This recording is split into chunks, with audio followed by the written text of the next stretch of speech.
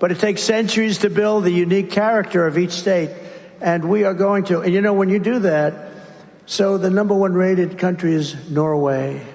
The number two is like Denmark. And, you know, on and on it goes. Spend much less money than we do, and they have the finest education. In New York City, a few years ago with de Blasio, who was one of the worst mayors in history, by the way, he said, we're going to go with the Norwegian system. That didn't work out too well, okay? You know, when they start throwing the teachers out the window, that wasn't working out. They don't do that in Norway. Historically, they haven't thrown too many teachers out the window in Norway. But we're going to make it good. And you know what's going to happen is out of the 50 states, you're going to have 35, like different ones. Iowa will do good. A lot of the states will do very good.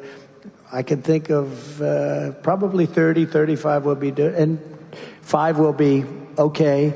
10 will be okay. You'll have 4 or 5 that will be terrible, but that's okay. We have to control it.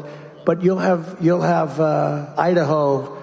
You'll have Idaho will do a great job. They, you know, no debt, no this. They run a great state.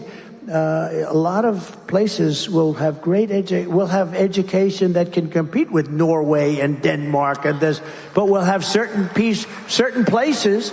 And it's the same places like Gavin Newsom, who's a terrible governor. You'll probably have a problem in California, but what you do is you give it to the local communities, and they'll have a great educational system.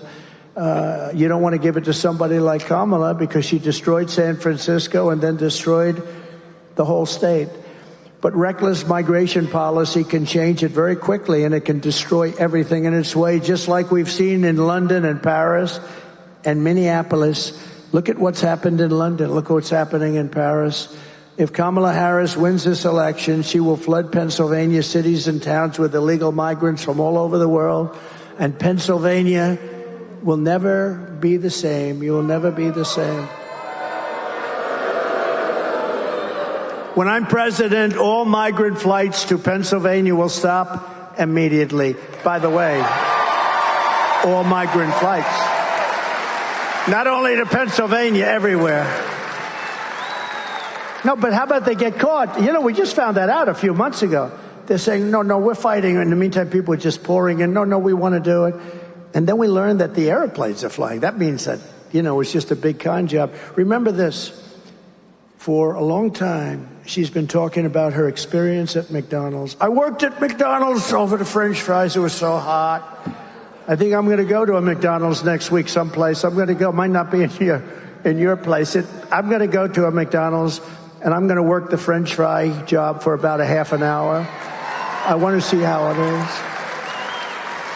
But she said she worked, and she grew up in terrible conditions. She worked at McDonald's. It was such. She never worked there. And these fake news reporters will never report it. They don't want to report it because they're fake. They're fake.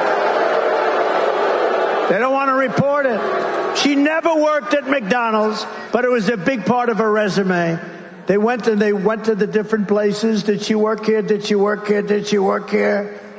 She said, we don't know who the hell she is. Leave us alone. We're making hamburgers. We will end the invasion of small-town Pennsylvania, and we will end the destruction of America. It's destroying our country.